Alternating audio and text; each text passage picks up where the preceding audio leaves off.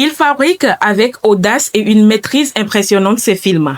Réalisateur-producteur, il est l'un des visages incontournables du cinéma burkinabé et un ambassadeur du cinéma africain. Il s'est transformé une idée en histoire et un budget modeste en impact fort. Mesdames et messieurs, bienvenue dans Focal Fils, votre émission 100% cinéma. Aujourd'hui, nous recevons pour vous un invité exceptionnel, j'ai nommé Omar Dagnon.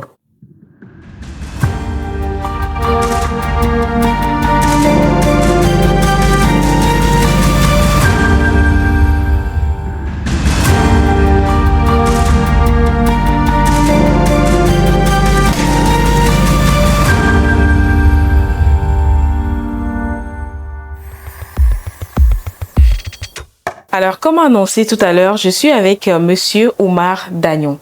Bonjour, Monsieur Omar Dagnon. Bonjour. Alors, comment est-ce que vous allez? Le séjour au Togo, comment est-ce que ça se passe? Je vais très bien. Le séjour aussi au Togo, tout se passe très bien.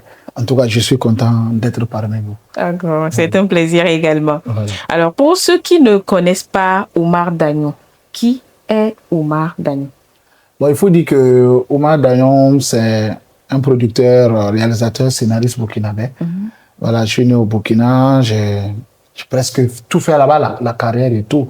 Donc, je suis cinéaste, je suis responsable aussi d'une société de production sur place à Ouara, qui est Wati Group. Donc, je suis dans la production des films de fiction depuis 2010, donc ça va faire 15 ans. Dans le domaine de l'audiovisuel et du cinéma, j'y suis, ça fait 20 ans maintenant de parcours. Wow. Donc, j'ai réalisé quand même pas mal de films. Et voilà. Donc, voilà un peu de manière qui est Omar Dagnon. D'accord. Voilà. Bon, on se dit souvent que le cinéma, on le fait, on a de l'expérience et tout. Mais il y a des gens qui viennent dans le cinéma parce que, bon, j'ai vu quelqu'un qui est venu dans le cinéma. J'ai vu les gens sur l'écran et tout. Pour vous qui avez déjà presque ou bien plus de 20 ans de carrière, qu'est-ce qui vous a poussé à rentrer dans ce domaine et à y rester jusqu'à 20 ans déjà? Bon, moi, je pense que d'abord, c'est une question de passion d'abord. Mais avant que ça soit une passion même, je pense que tout un chacun a son chemin de vie, tout un chacun a sa mission de vie, au fait. Donc, et quand ça vous suit, même si de manière inconsciente, vous ne le savez pas, tôt ou tard, ça vous rattrape. Moi, je suis né dans un quartier populaire à Bobo-Dioulasso qui s'appelle Bolomakoté, qui est en griffe le quartier des Djembé Fola. Les Djembé, c'est les tam, je sais pas comment on les appelle ici, c'est les tam-tam là, traditionnels. Donc, c'était le quartier, et les balafons, c'était le quartier par excellence de tout ce beau monde-là. Donc, très tôt, un enfant de ces quartiers ne peut pas ne pas baigner dans la culture. Donc, très tôt, j'apprends à faire du djembé, j'apprends à faire du balafon. Mais après, c'est vrai qu'après, on part à l'école. Quand on a pris la route de l'école, ça fait que j'ai dû laisser ce volet. Mais il y a ce truc artistique-là qui me suivait toujours. Donc, étant même au lycée, avec l'avènement du hip-hop au Burkina, dans les années 95, 96, donc, on a commencé à rapper. Après, c'est comme ça que j'ai évolué avec un groupe de rap jusqu'à qu'on a fait un album. Vous voyez, donc j'étais déjà imprégné même dans l'art en tant que tel. Mais pour le cinéma, il y a des moments où il y avait cette curiosité chaque fois. Quand je regardais un film, je vois que je me posais des questions. Comment est-ce que la personne a fait pour être derrière la caméra? Comment la personne a pu... Ça, c'est quand on était vraiment très jeune. Donc, avec la musique, il a fallu faire des clips vidéo. Donc, on faisait les clips vidéo. Donc, j'observais un peu. Et c'est tout ça qui m'a poussé à l'université déjà. Et après, de m'intéresser vraiment au cinéma, à tout ce qui est communication, audiovisuel. Donc, je suis allé vers ce domaine-là. Et bon, aujourd'hui, je ne fais plus la musique, mais je continue avec ce que j'aimais réellement. J'ai appris à faire passer maintenant les gens aussi derrière, à l'écran. C'est-à-dire les questions que je me posais, j'ai eu les réponses. Et après, bon, voilà. Donc, ceux qui viennent comme ça, peut-être tout un chacun sait pourquoi il vient dans le cinéma. Mais pour moi, je me dis, peut-être que ça fait partie aussi je suis né pour ça, au fait. Voilà. Exactement. C'est ça. Et à quel moment vous avez senti que, enfin, j'ai trouvé ma voie dans le cinéma?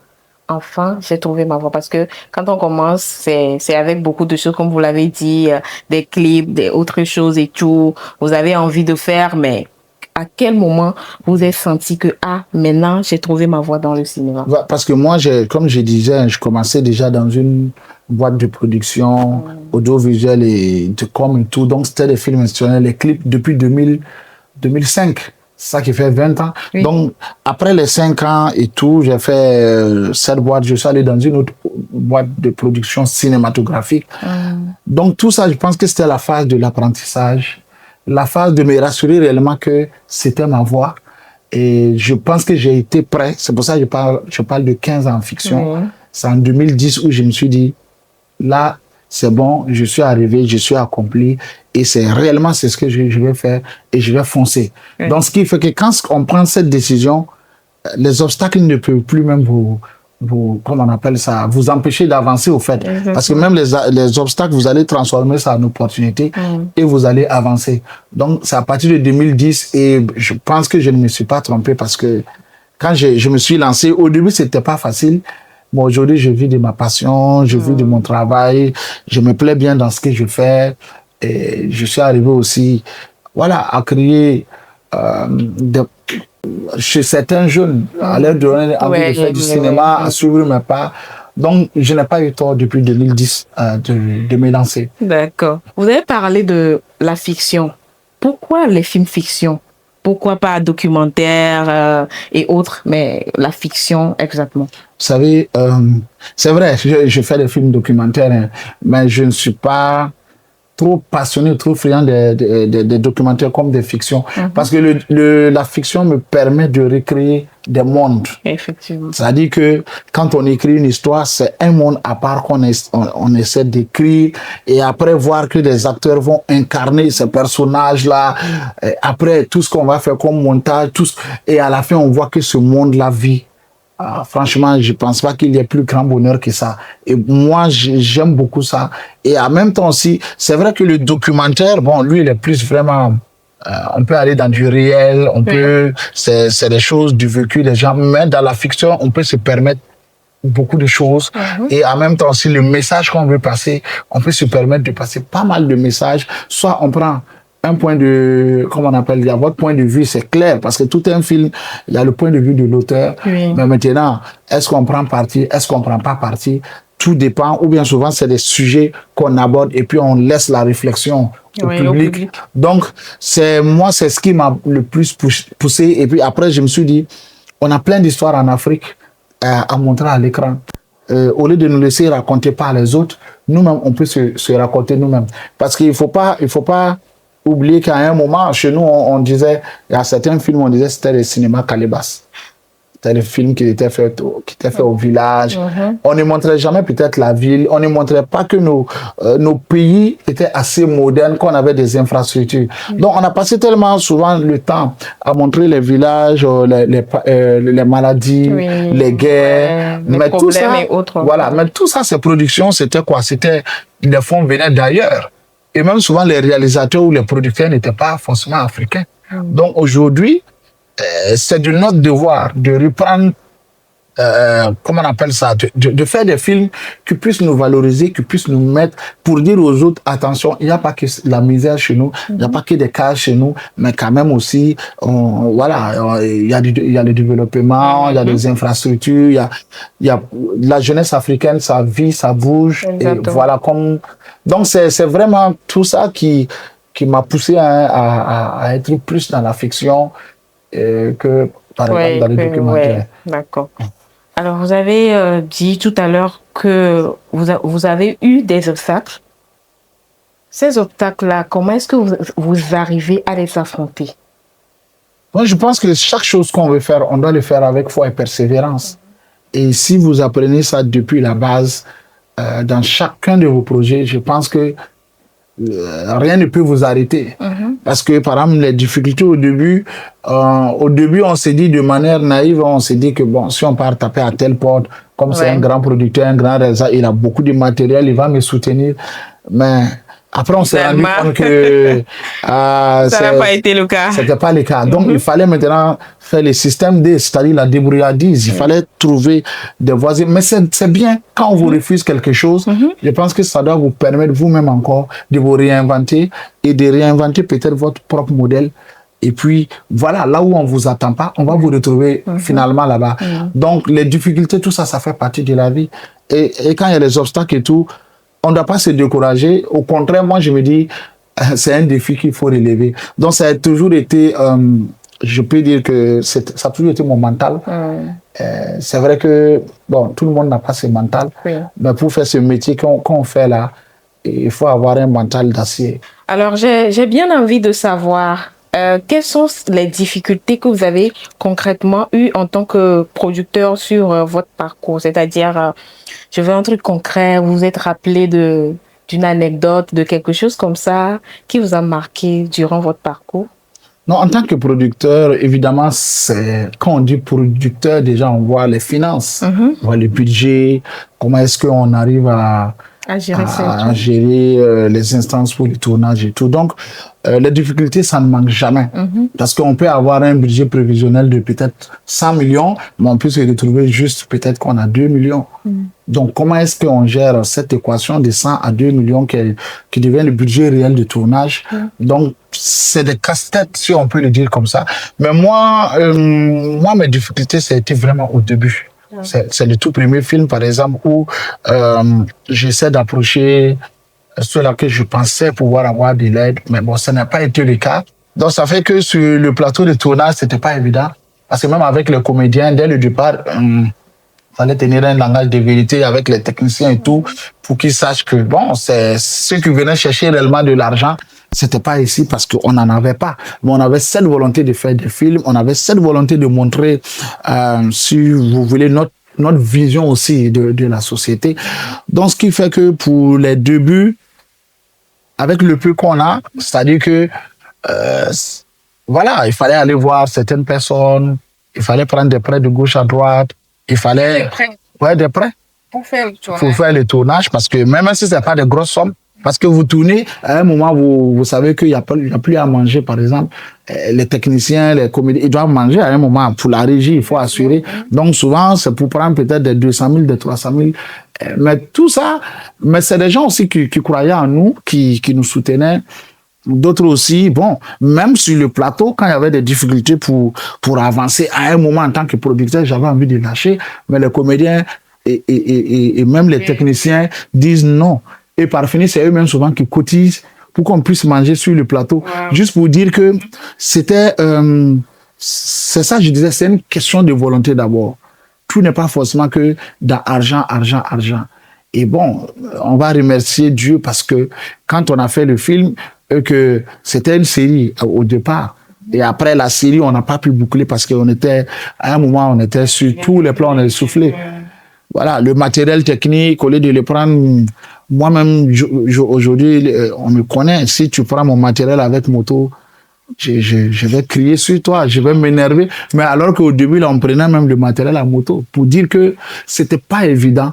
Mais c'est ça aussi, les contraintes en termes de production, mais c'est de savoir où est-ce que je veux réellement amener tout ce beau monde-là, où est-ce qu'on va y arriver. Donc, de la série qu'on voulait tourner, qui n'a pas donné, bon, on regarde, on n'a pas fini. Est-ce qu'il faut laisser les efforts de tout un chacun mourir comme ça? Non. C'est de ça qu'on tire rapidement un long métrage. On fait un truc de 1h30 qu'on va nommer Au Royaume des Infidèles. On met en salle et ça devient un succès. Wow. Et le film, il a pour un premier qui a bien marché, mais avec des lacunes techniques, c'est normal. Techniquement, on avait des lacunes parce que les conditions aussi de tournage n'étaient pas faciles, mais on a osé. Je pense que c'est ça qui a été déterminant, de savoir que on a osé et que le public a bien reçu, accueilli ce qu'on a fait et que on a eu de l'argent pour pouvoir se payer enfin et pouvoir rembourser nos crédits. Donc, du coup, moi, en tant que producteur, je me suis dit, bon, tiens, on va y aller. À partir de là, je me dis que moi, mes difficultés se sont arrêtées là parce que après, j'avais des contrats aussi. Voilà, je fais d'autres trucs, des films institutionnels, des pubs ou d'autres. On a d'autres prestations qui n'ont rien à voir avec le cinéma. Donc, avec le succès aussi du premier film, la cote, on peut dire, ça nous a donné on est devenu plus de cote de popularité. Donc, on nous faisait confiance pour nous confier des gens qui ont aimé, après qui étaient des chefs d'entreprise. Donc, comme ça, on a commencé à travailler pour financer maintenant les prochains films qu'on suivit.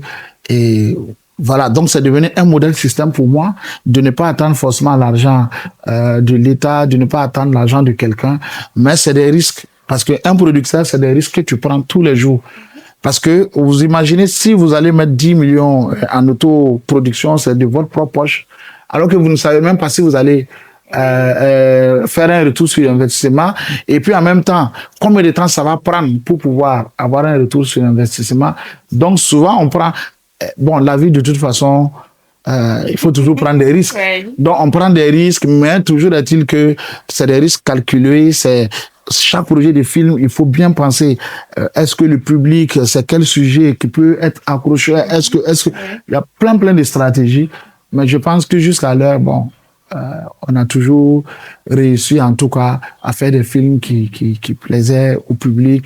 Et après, on a fait aussi des films pour les festivals. Donc, je me dis qu'on grandit. Des difficultés, c'est de savoir comment est-ce qu'on fait face à toutes ces difficultés, de ne pas baisser les bras et puis de foncer. Parce que rien n'est éternel, même les problèmes. J'aime toujours dire, même la mort a une fin en fait. Bon, voilà, donc rien n'est éternel. Bon, donc les difficultés, c'est un passage et ça nous apprend beaucoup de choses. Alors, quand vous étiez en train de parler, je me disais, le monsieur est en train de donner du courage aux jeunes réalisateurs et producteurs et tout. Mais si, par exemple, je veux suivre votre pas, pour faire des choses comme vous, avec les moyens que j'ai et tout. Et si j'ai 100 000, par exemple, pour faire un projet, je lance ça dans le cinéma. Et si ça ne paye pas? Bon, vous savez, on n'a pas forcément les mêmes chances dans la vie. Et j'ai même dit que le cinéma aussi n'est pas fait pour tout le monde. Même le commerce, c'est pas fait pour tout le monde. Exactement. C'est-à-dire que tout un chacun a, je sais pas, je me dis tout un chacun a un métier qui peut lui correspondre, mais c'est pas ça même voilà, c'est pas ça le problème. Même si ça marche pas, il faut chercher à savoir pourquoi ça n'a pas marché. Il faut chercher à savoir qu'est-ce que je dois corriger prochainement pour que ça puisse marcher. Donc c'est tout ça, parce que on ne peut pas se calquer sur le modèle de réussite de quelqu'un pour essayer de prendre ça textuellement et penser que ça va aussi être comme marcher. Voilà, c'est l'erreur que beaucoup de jeunes font. On s'inspire, on voit un peu la démarche, on voit un peu tout ce que la personne a fait et on s'approprie les bonnes pratiques et après on ajoute sa propre touche et on essaie de se réinventer vis-à-vis de notre marché, vis-à-vis de notre environnement. C'est soi-même, voilà, on doit chercher à savoir comment on se positionne. Mais si, parce que moi je suis en train de dire qu'un jeune va vouloir faire comme moi, est-ce qu'il a la chance de rencontrer il aura la chance de rencontrer les mêmes diffuseurs comme moi? Est-ce qu'il aura la chance de rencontrer certaines bonnes personnes à un moment bien donné sur mon chemin? Mais je veux dire, la base, c'est le travail d'abord. Donnez-vous, allez-y, croyez en ce que vous faites. Tôt ou tard, si vous, en tout cas, vous êtes optimiste, quoi qu'on dise, tôt ou tard, la porte va s'ouvrir quelque part. Et c'est ça. Parce que nos temps de réussite ne sont pas les mêmes. D'autres ont réussi à 50 ans. D'autres, ils ont réussi à 20 ans, mais à 30 ans, ils n'étaient plus. En fait, c'est une question de cycle, si je peux dire. De destinée. De destinée et tout. Donc, ce travail, on ne le fait pas aussi comme ça. C'est-à-dire, il faut avoir la foi et puis travailler. Donc, travaillons et ce que Dieu a prévu pour nous, ça va sortir. Ça va sortir. C'est un peu ça, hein. Et puis aujourd'hui, on n'est pas forcé, c'est pas forcé d'avoir tout le matériel professionnel et tout pour pouvoir faire des films, pour pouvoir, comment on appelle ça, se vendre. C'est-à-dire que même si vous n'avez pas aujourd'hui les caméras dernier cri, les lumières, voilà, comme je vois ici, vous ne pouvez pas aller d'abord, votre ambition, vous ne pouvez pas atteindre les salles de ciné, vous ne pouvez pas atteindre les chaînes de télé, mais commencez avec votre smartphone. Faites vos petits, comment on appelle ça, montez vos scénarios, faites vos petits films, c'est-à-dire des courts-métrages. C'est l'apprentissage. C'est comme ça qu'on commence à apprendre. Mais souvent, vous allez avoir une idée géniale. Vous allez le faire avec votre téléphone, créer votre plateforme YouTube. Même si c'est gratuit, c'est pas grave. Vous le mettez sur votre chaîne YouTube. Mais quelqu'un peut être assis quelque part. Peut-être il scrollait sur YouTube comme ça. Et puis, il va venir tomber sur le petit truc que toi, tu as fait. Bon, toi, tu crois que bon. Mais lui, il va voir tous les potentiels qui se trouvent en toi. Et il va chercher peut-être à rentrer en contact avec toi et c'est ça aussi qui peut être une ouverture pour toi. Pour un réalisateur, c'est très important de savoir quel serait le langage cinématographique et puis aussi qui est différent de celle de la série télé. Donc par exemple, quand on dirige un acteur pour une série télé même depuis l'écriture, c'est beaucoup, on parle beaucoup. Voilà, on parle beaucoup, l'acteur parle parce qu'il faut, il y a comment on appelle ça, il y a une question de temps, voilà, donc il faut amplifier le temps. Alors qu'au cinéma, quelque chose que l'acteur pourrait dire avec une longue phrase, un simple regard, un simple soupir peut régler cette affaire-là. Donc, c'est pour un réalisateur, c'est lui qui fait ses choix. Je peux avoir un scénario où il y a trop de dialogues, mais je décide de ne pas suivre voilà, cela et que je donne des consignes par exemple à l'acteur. Voilà, ici, je ne veux pas de parole, je veux juste un simple regard, je veux juste un simple soupir et l'affaire est réglée. Donc, ça, c'est vraiment l'aspect artistique qu'il faut apporter, surtout en termes de jeu d'acteur. Comment faire que l'acteur soit au plus près. Et souvent, il y a les rythmes intérieurs qui bouillonnent. Vous allez voir des comédiens, quand ils parlent tout de suite, ils ont un débit très rapide. Tout ça, c'est quoi? Il y a un peu le tract et tout. Alors que s'ils arrivent à bien réguler ces débits-là, à poser le débit comme il faut, vous allez voir avec le regard, les émotions, vous allez voir que ça donne autre chose. Alors que si la personne vient commencer à crier tout de suite, on peut être coléré, mais sans ne pas crier sur quelqu'un. Donc ça aussi, comment est-ce qu'il arrive à diriger l'acteur de telle sorte qu'il puisse maîtriser son rythme intérieur, tout ce qui bouge à l'intérieur, pour qu'il puisse canaliser tout ça et donner le meilleur même de lui-même à l'écran. Donc ce sont des techniques qui s'apprennent aussi pour un réalisateur. Donc, un réalisateur, c'est pas forcément venir dire action coupée ou bien placer caméra ici et puis on va y aller. Il doit être en mesure de dire à l'acteur, non, là, tu es en train de passer à côté de ton, voilà, de ton personnage, de ton jeu. Donc, il te recentre. Lui-même, s'il le faut souvent, il va jouer même pour que tu puisses le voir. Et puis maintenant, côté esthétique, par exemple, il y a les lumières d'ambiance. Pourquoi je fais un peu de rouge ici, pourquoi je fais un peu de bleu, quelle signification, et puis même il y a les symboles, les calebasses, pourquoi j'utilise calebasses qui tombent, qui se cassent, l'eau qui se verse. Bref, il y a plusieurs choses à prendre en compte qui font de telle sorte que au niveau de la réalisation, c'est pas du jeu. Donc moi, je vais dire aux jeunes réalisateurs actuellement qui pensent que la réalisation, c'est juste allumer une caméra et puis dire, bon, écoute, jouez. Et puis on enregistre, après on va monter. Non, c'est un grand travail, que ce soit sur le plan technique, artistique, esthétique. Et en plus, c'est un leader. Il faut savoir diriger ton équipe. Et donc, dans une équipe, ce n'est pas évident. Tout le monde vient avec ses problèmes. Tout le monde vient avec son éducation. Donc, il faut être un fédérateur et arriver à désamorcer les tensions pour que tout se passe très bien sur un plateau de tournage. Tout le monde ne peut pas être réalisateur. Et bref, tout le monde ne fait pas le cinéma. C'est comme Monsieur Oumar le dit souvent. Alors, Monsieur Oumar Dagnon, selon vous, que manque-t-il au cinéma africain pour s'exploser ou bien pour évoluer normalement comme ça se doit? Je sais qu'il y a le cinéma africain qui évolue, hein. On peut voir Nollywood, il y a certains pays qui font pas mal d'efforts, le Burkina Faso, Kenya, Afrique du Sud et autres là, mais je pense que comparativement à d'autres cinémas de l'Europe, de l'Amérique et d'Asie, il y a quelque chose qui manque quand on fait l'analyse. Qu'est-ce qui manque réellement selon vous? Je pense qu'il y a deux choses qu'il faut tenir compte ici. Il y a déjà le circuit de distribution. je pense que c'est le maillon le plus faible de notre cinéma. Parce qu'une chose est de produire un film, une chose est de faire une belle réalisation, d'avoir un très beau film, mais une chose aussi est de distribuer ce film-là. Qui parle de la distribution, parce que tout se joue au niveau de la distribution, la rentabilité des films. Comment est-ce que les films européens ou américains, dès que ça sort tout de suite, ça inonde l'Afrique, parce qu'ils ont leurs réseaux. Vous allez prendre par exemple, c'est vrai que les salles Canal Olympia sont en train de se fermer un peu, mais je vais dire, il y a déjà ce réseau de salles-là qui fait de telle sorte que quand ça sort, que ce soit en Europe ou en Afrique, tout de suite.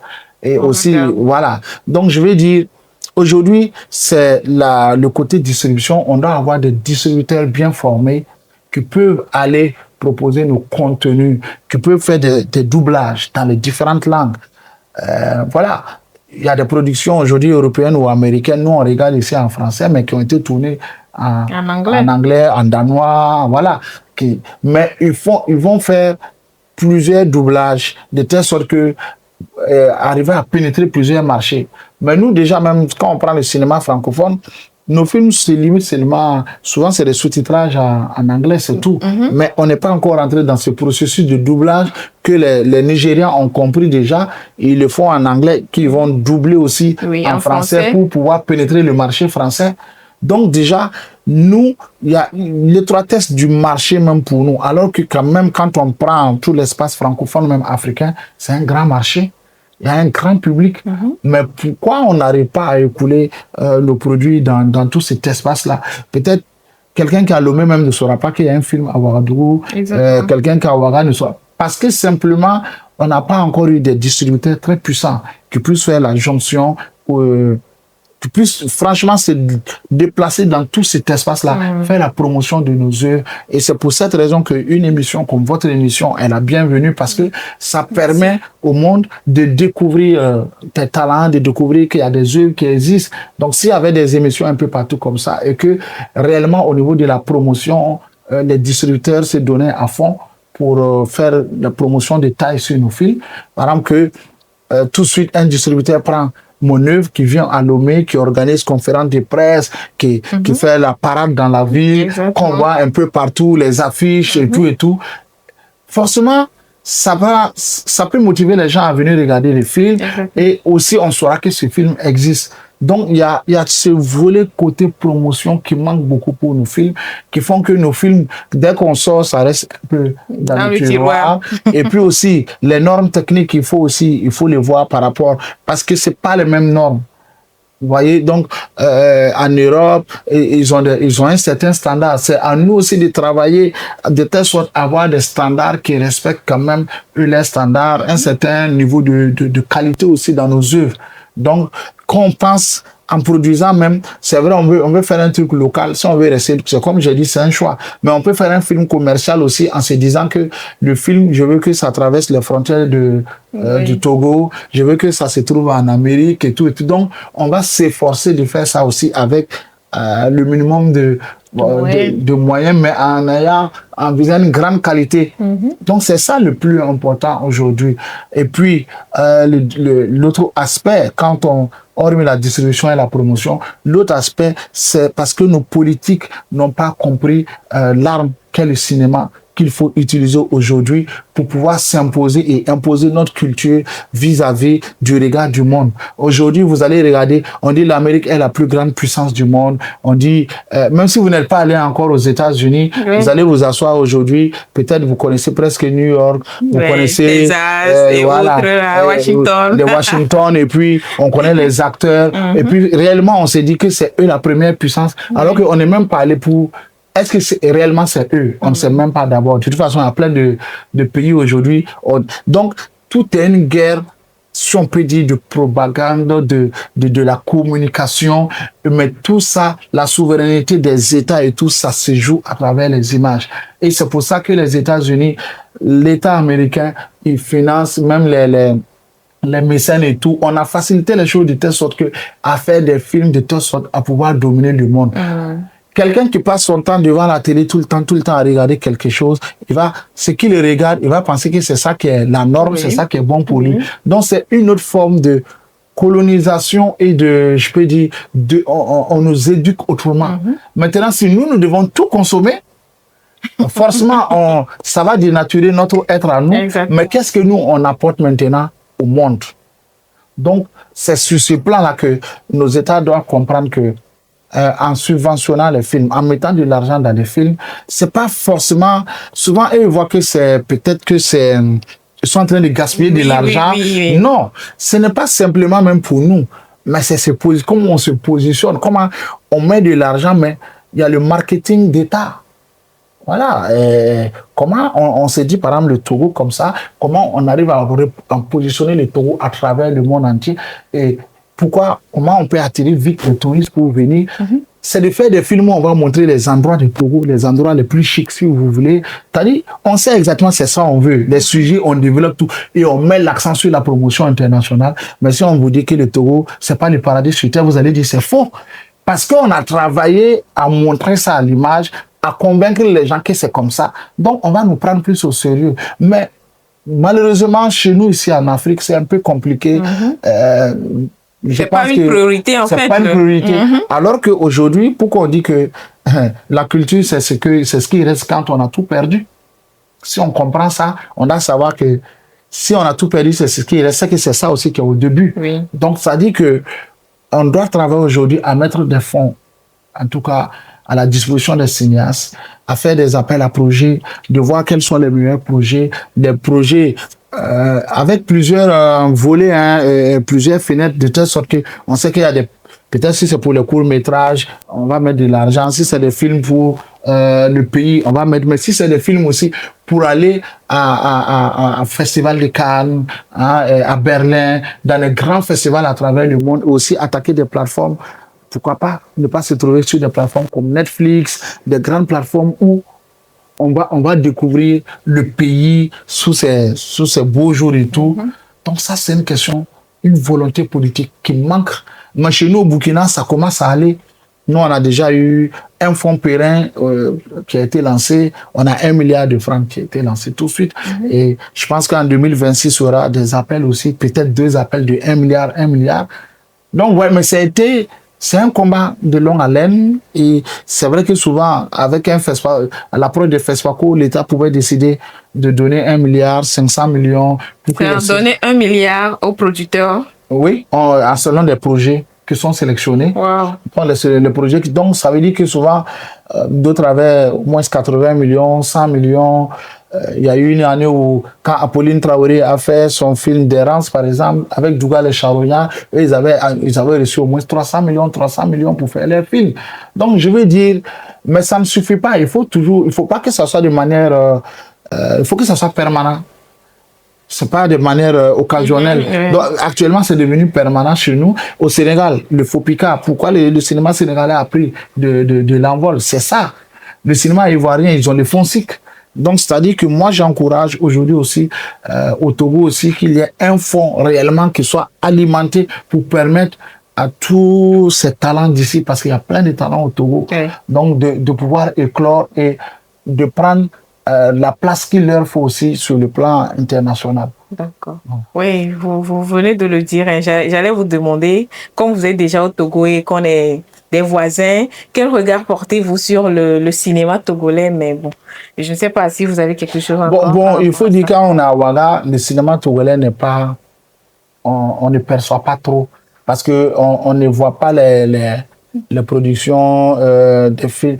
C'est quelques films peut-être, mais vous voyez quand vous allez prendre des télés comme TV5 Monde, comme Canal et tout, les productions togolaises, même surtout en termes de fiction long métrage, c'est rare. Oui. On n'arrive pas à voir. Mais moi, en tant que professionnel étant au Burkina, je sais qu'il y a une grande dynamique qui se passe, notamment des formations, notamment des courts-métrages. Et puis, ayant eu la chance d'aller dans d'autres festivals hors du Burkina, un peu en Afrique, j'ai eu à regarder des courts-métrages, mais des beaux courts-métrages togolais. Donc, je sais qu'il y a cette dynamique qui est en place. Ça fait que on sent que les jeunes ont soif d'apprendre, les jeunes ont soif de faire des films, mais pourquoi ils n'arrivent pas à faire des grands longs métrages, à faire des grandes séries télé, à part hospitalité, comment ça s'appelle, Oasis, Hospitalier, voilà, de Angela. Oui, Angela Kereburu Rabatel. Ouais, mais vous voyez, après ça, c'est vrai qu'il y a d'autres aussi qui sont là, qui Oui, il y en a. il y a quelques films, mais c'est pas assez.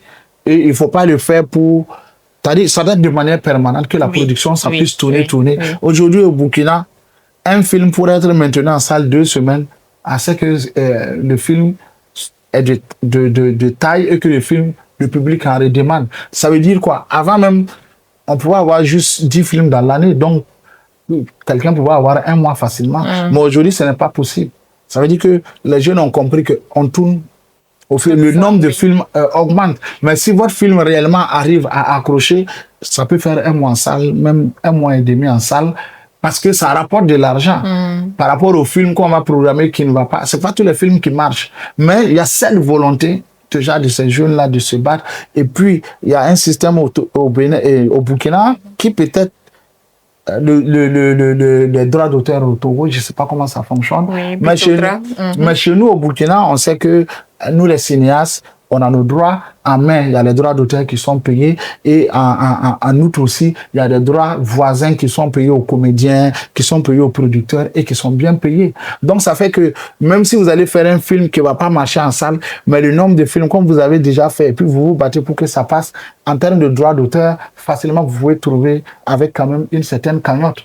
Donc, ça dit que l'un ou dans l'autre, il y a cette motivation. Je pense que c'est des choses aussi, si ça n'existe pas ici, qu'on peut, comme vous avez dit, essayer d'adopter. Voilà, essayer d'adopter, ça va motiver les créateurs, ça va encourager les créateurs à faire de bons contenus. Et puis voilà, sinon, moi je suis là dans le cadre du Pocket Film Festival, sous l'invitation de Ciné-Culture. Et je dis un grand merci en passant à son président, qui est monsieur Kofi Amansan Nikwe, grâce à qui je suis là, qui est un frère pour moi. En tout cas, je lui témoigne toute ma reconnaissance parce que c'est la première fois que je suis à Lomé. Ok, et puis, merci beaucoup à lui, vraiment. En tout cas, grâce à lui, j'ai découvert de belles productions qui sont faites sur la base de téléphones, justement. Donc, si ces jeunes-là, déjà, à travers des téléphones, ont pu faire des films de qualité avec presque rien, imaginez si on leur donnait les matériels qu'il faut. Avec le peu de moyens, avec les encadrements des professionnels qu'il y a ici, forcément que il y a de bonnes choses qui vont sortir. Exactement. Et donc, c'est dans ce sens que moi, je félicite et j'encourage toujours l'association Ciné-Culture à continuer dans ce sens, à révéler, parce que je sais que les lauréats auront des formations encore et tout et tout. Franchement, c'est une belle école et c'est un grand accompagnement que cette association est en train de faire. Exactement. Et j'ai dit, c'est vrai que j'ai parlé de l'État tantôt, mais on doit pas, même si l'État ne fait pas, il ne faut pas aussi, nous, on va s'asseoir, croiser les bras. Et c'est pour cette raison que les initiatives comme de Ciné-Culture avec Pocket Film Festival, ce sont des initiatives très louables qu'il faut encourager, qu'il faut soutenir, parce que ça va révéler aujourd'hui beaucoup de talents. Moi, en tout cas, j'ai vu des talents. Et j'étais surpris parce que ce qu'ils ont fait, chez nous même au Burkina, les jeunes ne sont pas trop... ils n'ont pas commencé à expérimenter ça. D'autres ont fait des films presque professionnels. Je peux dire c'est les normes professionnelles, mais avec leur téléphone. Et jusqu'à souvent, même, on avait des difficultés pour savoir est-ce que réellement ça a été fait avec téléphone ou avec la caméra. Aujourd'hui, le monde a changé, le monde a évolué. Il y a des grands films en Europe, en Amérique, des grands réalisateurs qui tournent avec des téléphones, qui arrivent à s'en sortir et on ne peut même pas faire la différence avec. Donc, je dis que c'est une très belle initiative pour dire déjà à ceux qui ont envie de faire du cinéma, de commencer toujours par les moyens qu'ils disposent. Et je me dis, si ce festival a du soutien et que ça continue, tôt ou tard, ça va susciter forcément les responsables, comment on appelle ça, politiques et tout, Inch'Allah. à mettre de l'argent parce qu'il y a des talents qui vont émerger de partout ici. Exactement. Voilà. Moi-même, j'étais sur le Pocket Film Festival. C'est vraiment un festival novatrice ou bien novateur, si je peux me permettre de le dire comme ça, parce que ça a donné beaucoup d'opportunités aux jeunes. Il y a des jeunes qui n'avaient pas assez de moyens, mais avec le téléphone, il y en a même, j'ai entendu dire qu'il y en a même qui ont réalisé le film avec 0 franc, même si on sait que c'est pas évident pour une production cinématographique. Donc, et on a pu quand même leur donner des prix à hauteur de 150 000 pour des premiers et tout. Bon, vous allez voir les informations sur la page Facebook de Pocket Film Festival et vous allez adorer. Hein. Je vous invite à aller, à vous abonner et à encourager vraiment ce festival-là qui est une initiative de cinéculture, dont le président est Monsieur Nick Amassan, que nous saluons dans cette émission.